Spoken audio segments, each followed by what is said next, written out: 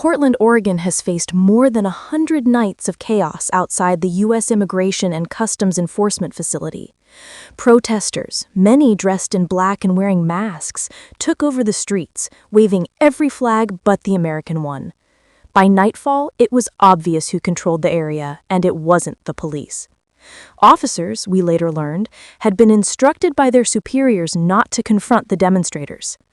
For anyone who has never seen these late-night scenes, it feels like stepping into a dystopian movie set, unpredictable, hostile, and unsettling.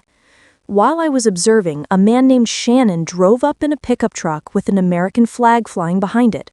When I asked him why he came, his response was simple: because he had had enough. Almost instantly, masked agitators swarmed his truck, taunting him and trying to provoke a reaction. Shannon didn't take the bait, but his presence made a statement before he eventually drove away. Shortly after, the group targeted a woman in a white sedan. Her name was Helena, a lifelong Portland resident. She had just told me how the city she grew up in was falling apart, filled with homelessness, garbage, and businesses fleeing. Soon after, her car was surrounded. The mob kicked at her vehicle, screamed insults, and even included someone dressed in a bizarre frog costume. The police officers nearby stood back, doing nothing.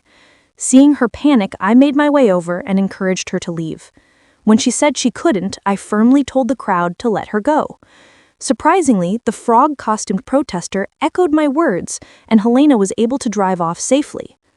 When I crossed back, one of the police officers asked me what had just happened. I was stunned. Why was I, an ordinary citizen, stepping in when law enforcement was right there? The answer came soon enough. The police had orders not to intervene. Minutes later, chaos erupted again. Protesters spotted journalist Katie Davis Court, who had been documenting these nightly events for months. Suddenly, she was struck in the face with a flagpole. A black eye was already forming as the mob screamed false accusations to discredit her. When she pointed out the attacker to police, nothing was done. Instead, she was instructed to walk half a mile away just to file a report. The reasoning from higher-ups?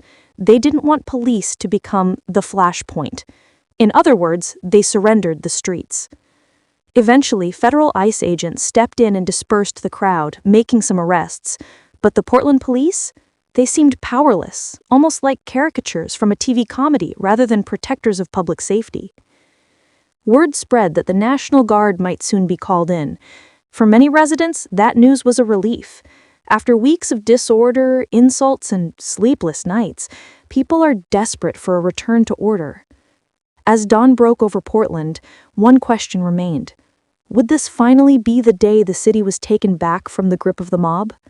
For those who have endured months of fear and frustration, the answer cannot come soon enough.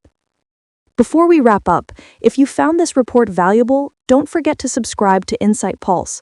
Stay informed, stay engaged, and join us as we uncover the stories that matter.